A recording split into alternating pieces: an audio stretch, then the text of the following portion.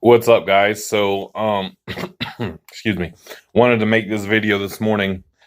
Shit, don't touch your face. Wash your hands. Little conversation I had in a Facebook powerlifting group this morning.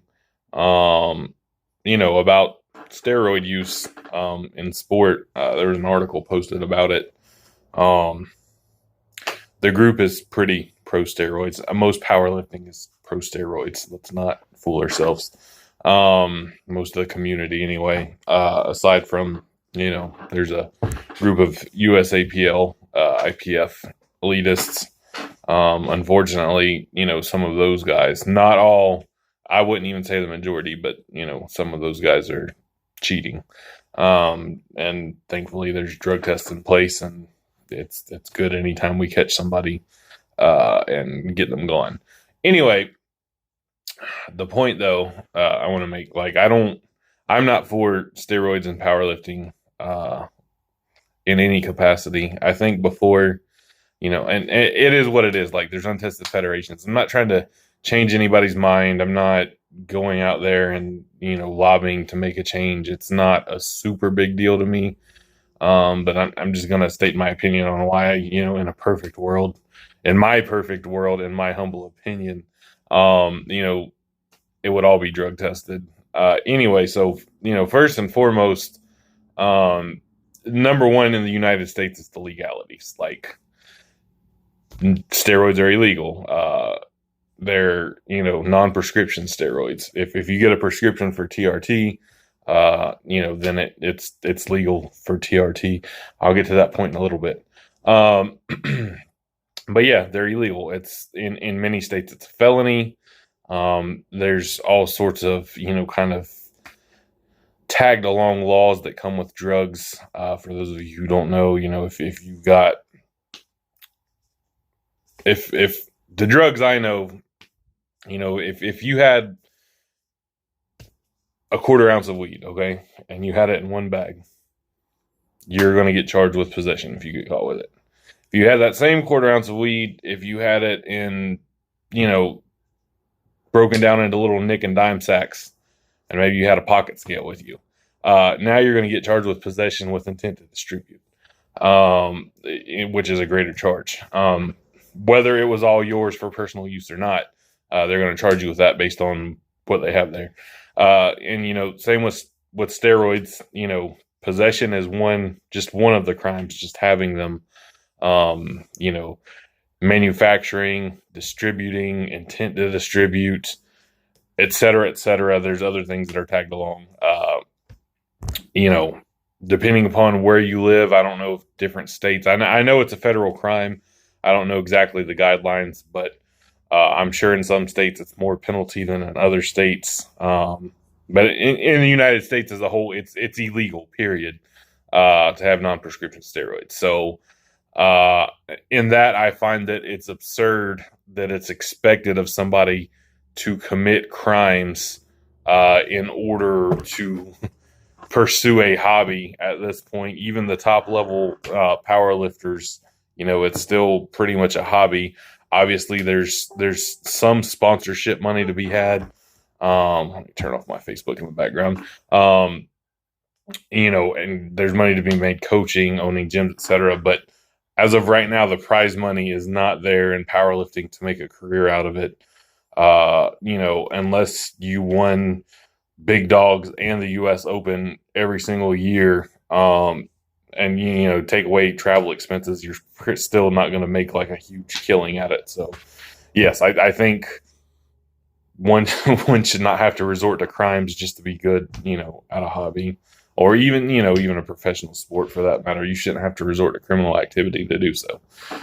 So that's probably the main reason within the United States. I can't speak for the rest of the world on the legalities, but here in the U.S., that's that. Number two, in terms of powerlifting in particular, and any other sport that is strictly a sport purely based on strength and power output, the advantage anabolics give you over not taking anabolics is significant. Like, you can literally change nothing about your training, your technique, your strategy. And by simply introducing anabolics, you will get better at the sport and the objective of the sport, period. You cannot do nothing different. And taking tests, D-ball, whatever, is going to put pounds on your total. That's just that. It's going to happen. Short of you, doing it in a stupid manner and killing yourself or something like that. Using a dirty needle, getting infections, blah, blah, blah. Using them correctly. Okay, sorry about that. Had an employee walk in here. Anyway, so yeah, just the amount of gain, just how much just using the gear, just adding that into the mix adds to the actual objective of, a strength power output sport. It's not like baseball, basketball, even football, because there's a lot more skill and strategy involved in those sports. And you can make a case that getting stronger and faster, having better musculature will probably help your coordination to some degree. But it's not, not to the same degree that it is in just a pure strength and output sport. Like in those skilled sports, strength and power output are supplementary to the objective of the sport, and they can certainly help and provide advantages. And something like powerlifting, strength and power output is the whole sport. So it's much more advantageous.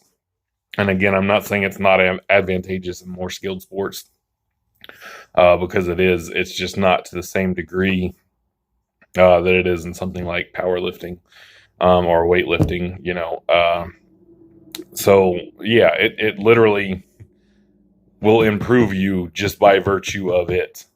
In baseball, you're still going to have to, put the bat on the ball. And 100-mile-an-hour fastball coming at you from 60 feet away. Just adding steroids isn't going to significantly increase your chances of, hitting a Randy Johnson slider or anything like that. Again, for those guys that are already on an elite level, there's probably some degree that it's going to maybe help with their coordination. I'm not an expert in the field, so obviously, I'm sure there's things on the market that help the old mental brain functions. I mean, I know how focused pre-workouts can get you. I'm sure there's cocaine, other things that probably would be more helpful, as far as practicality and something like that. But I'm speculating a lot there. I can say that it's going to help a lot more in something like powerlifting, even something like sprinting, like 100-meter sprints, things like that. Probably going to provide a significant advantage just by virtue of taking it without necessarily having to make other changes. Now, I mentioned TRT earlier, and I kind of wanted to circle back around to it, because I'm sure somebody's going, well, what about somebody who doesn't have regular hormone levels and, they take TRT just to get to the normal range? This is going to be a little multifaceted. Like, testosterone in and of itself is not the be-all, end-all. There are untested females who you guys can go look on like Open Powerlifting and look at the top. I'm not going to name names, but you can go do your own research. There's untested females that I'm sure, have testosterone levels double, triple, even more of, the average male level. And the last time I checked, I don't know if it's any different now, but last time I checked, the males, the 165-pound sleeved all-time world record was higher than the women's wrapped, untested, super heavyweight all-time world record. So, just testosterone levels alone aren't the be-all, end-all. And even comparing men to men, like, a guy with a 400-pound free test level of 400, I think the normal range is like 300 to 900. could theoretically be stronger than a guy whose test levels are 1500. There's more to it. Certainly, test is a huge factor. Don't get me wrong. It's just not it's not a sport of purely test levels going to win. But anyway, I'm getting off subject here. TRT. People will say, well, should TRT guys be allowed because they're just bringing it up to a normal level? And to that, I would also say no. If you're not physically healthy enough to be physically healthy without the aid of hormones, then you probably aren't physically able enough to compete in powerlifting. So even tested powerlifting would eliminate guys on TRT from powerlifting if all powerlifting was tested, and I would be okay with that, because again, at that point it would be a medical condition, and again, as I'm not an expert, I'm not a doctor either. However, just thinking out loud, if somebody needs hormone replacement therapy just to function normally, then they probably shouldn't be competing in a sport where you're beating the shit out of your body. So TRT guys would also be eliminated under my theoretical all powerlifting should be drug tested scenario as well. So again, I don't have any ill will towards people who use drugs. The community is what it is at this point. It goes back way farther than I do. It will continue farther than I will. And with what it is right now, people are allowed to make their own personal choices, whether I agree with them or not. I'm not the moral police. I've certainly done awful shit in my life, so I would be a hypocrite to judge somebody for that.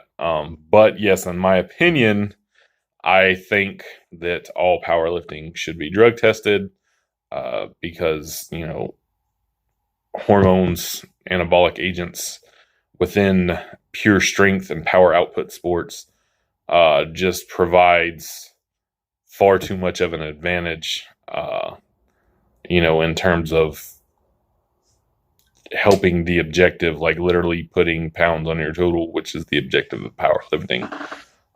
Tell me guys what you think. I'd like to hear your opinions, thoughts. If you agree with me, if you disagree with me, I'd be more than happy to have some semi-intelligent conversation about this. So let me know, guys. Oh, I missed the stop button. Let's try this again. Let me know, guys. Actual YouTubers be like, let me know, guys. Let me know, guys. Don't forget to like, share, subscribe, and comment. Let me know what you guys think. Take 20. Let me know, guys. I'm not a real YouTuber.